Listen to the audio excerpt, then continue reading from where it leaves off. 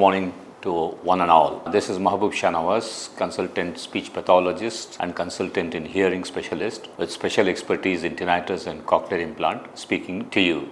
Hyderabad's best hospital for ear, nose, throat and hearing problems. Asian ENT Care Center at Begumpet, Hyderabad.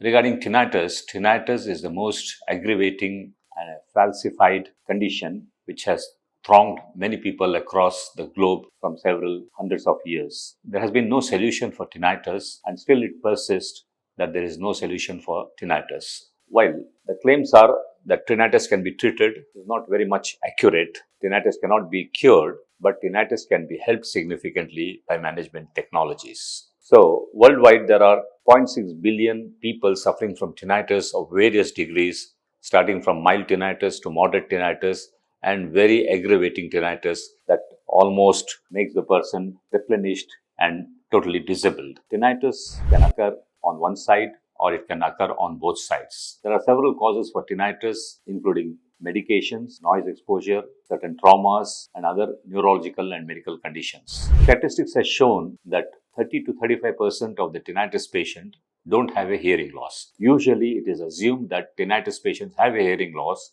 but it is not so because 30 to 35% of the tinnitus community don't have a hearing loss.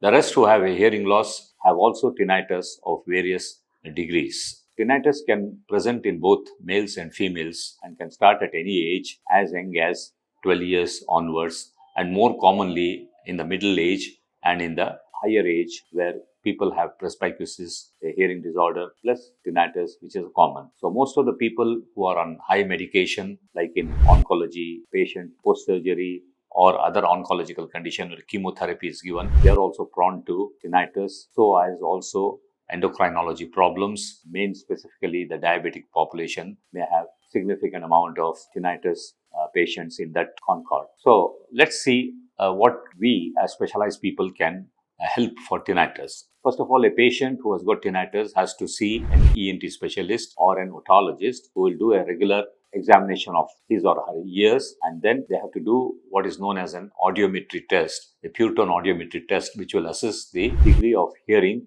issues. This is done by a clinical audiologist with an RCI permission, and he will assess the condition of the external and the middle and the inner ear as far as the hearing transmission of signals is concerned. Then we have what is known as the impedance audiometry, which assesses the middle ear function and the stapedial reflexes. Then we have what is known as the otoacoustic emission, which will assess the cochlear stability. So once these basic examinations are over, and if the ENT surgeon feels that there is no need for a CT scan or an MRI, or if he feels a CT scan and an MRI has to be done to rule out any organic conditions, then we have to do what is known as tinnitus test.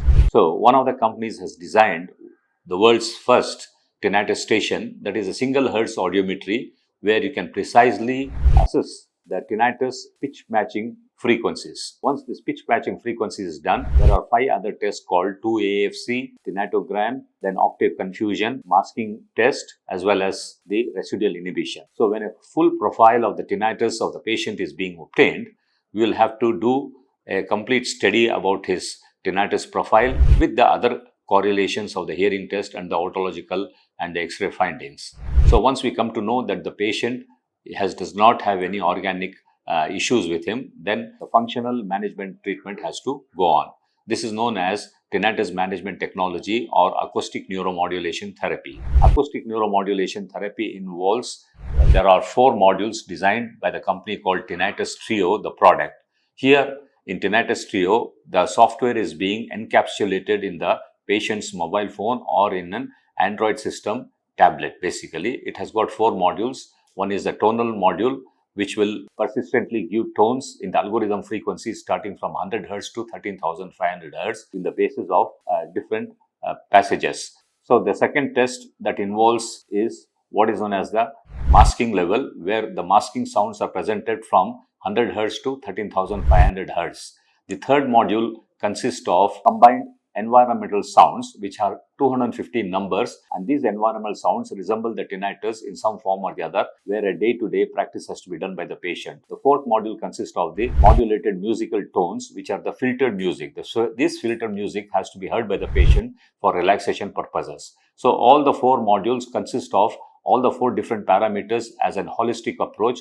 And when the patient uses this for a duration of 6 to 8 months' time, the rewiring or the neuroplasticity of the brain will help to reduce the tinnitus to a significant degree, thereby giving relief to the patient as much as possible. This is the management of tinnitus. Thank you all for your viewing of my presentation on tinnitus. Thank you. Hyderabad's best hospital for ear, nose, throat and hearing problems. Asian ENT Care Center at Begumpet, Hyderabad.